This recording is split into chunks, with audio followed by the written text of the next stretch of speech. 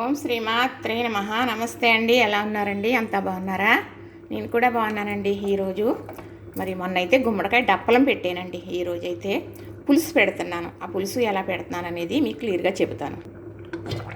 ఇవిగోనండి, చక్కగా ఉడుకుతున్నాయి కదా ఈ ముక్కలు. ఇందులో ఏమేమి వేసానో చెబుతాను.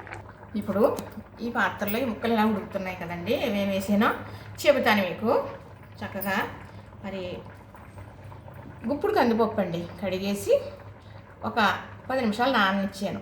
నానిన తర్వాత నీళ్ళతో సహా పప్పు వేసేసి ఒక ఉల్లిపాయ కట్ చేసేసానండి పొడుగ్గా ముక్కలు. అలాగే 4 పచ్చిమిర్చి కట్ చేసేసాను.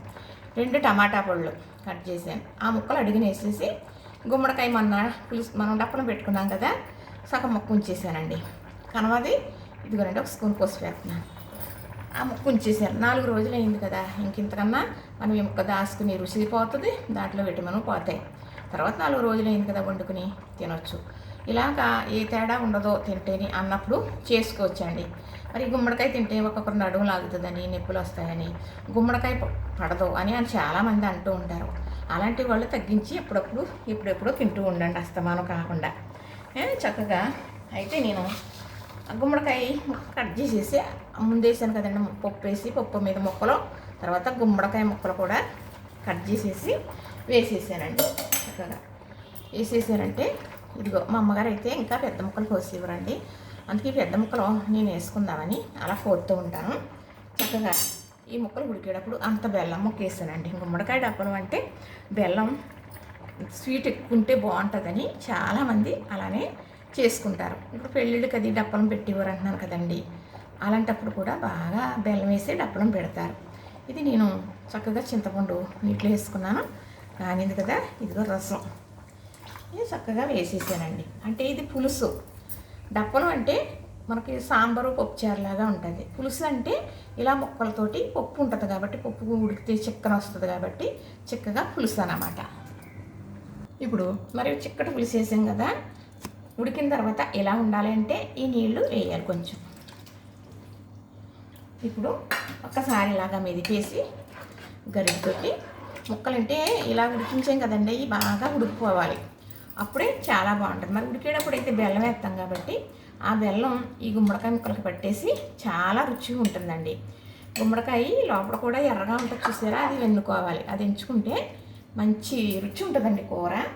అంటే బెల్లం వేసుకోవాలి అని చెబుతున్నానంటే, మనకి వేసుకోవడం బెల్లం ఇష్టం కాదన్న వాళ్ళు తగ్గించేయచ్చండి, ఆపేయచ్చు, ఏం పర్వాలేదు. అలా కూడా బాగుంటుంది. ఈ గుమ్మడికాయ ఎగుటని బెల్లం వేసుకోకపోతే బాగోదేమో, అలాగే ఏమి ఉండదు. ఒకవేళ బెల్లం ఇష్టమే అన్న వాళ్ళు ఎక్కువ వేసుకునే వాళ్ళు ఎక్కువ వేసుకోవచ్చు, తక్కువ వేసుకునే వాళ్ళు తక్కువ వేసుకోవచ్చు.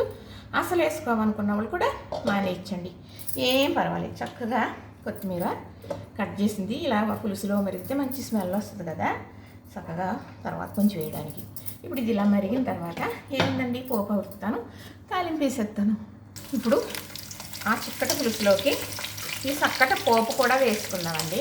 వెల్లుల్లి రెబ్బలో చక్కగా చిదగొట్టేసి వేసాను కదా, ఈ వెల్లుల్లి రెబ్బలేనండి ఏ పులుసుకైనా తాలింపు రుచి చక్కగా మంచి సువాసన వస్తూ చాలా బాగుంటుంది అన్నమాట. మినపప్పు, జీలకర్ర, అలానే ఎండుమిర్చి, కొంచెం శనగపప్పు కూడా వేసుకోవచ్చు కానండి.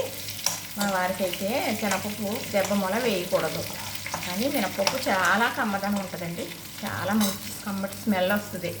మినపప్పు పెద్ద పట్టి కింద పడిందంటే అబ్బో ఆ రుచి వేరండి. చక్కగా ఈ పోపు వేయగా కరివేపాకు వేసుకుందాం.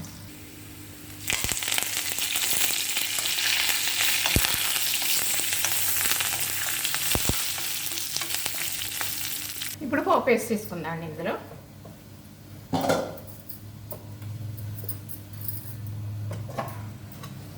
ఇదిగోనండి, చక్కగా ఒక్కొక్కరికి బొయ్యి వంటం ఇష్టం ఉండదు, అప్పుడు ఈ పోపు కొంచెం చల్లారిచ్చి వేసుకుంటారండి, చక్కగా కాలిపోతుంది.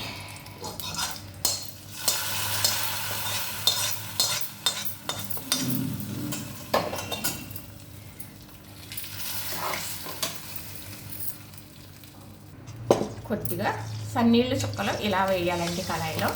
ఇది పొడుపు సలవాట, పెద్దవాళ్ళు చెప్పేవారు మంచిది అని అలా వేస్తారన్నమాట.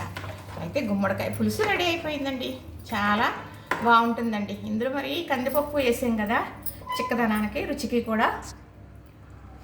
డప్పలం అయితే పప్పు వేయం ఇందులో, డప్పలం కాదు కాబట్టి పులుసు కాబట్టి పప్పు వేసాం. ముక్కలతో పాటు పప్పు ఉడికింది కాబట్టి చిక్కగా ఉంటుంది, రుచిగా ఉంటుంది. ఏదైనా ఇది పులుసు, అలా పెట్టుకునేది డప్పలం. చూసారు కదా, నచ్చింది కదా, లైక్ చేయండి, షేర్ చేయండి, సబ్స్క్రైబ్ చేయండి. చూసిన వారు అందరూ కూడా లైక్ చేయాలండి. లైక్ చేస్తే నేను ఎదరికెళ్తాను కదా మరి. చూసారు కదా, ఇంతేనండి, చక్కగా గుమ్మడికాయ పులుసు.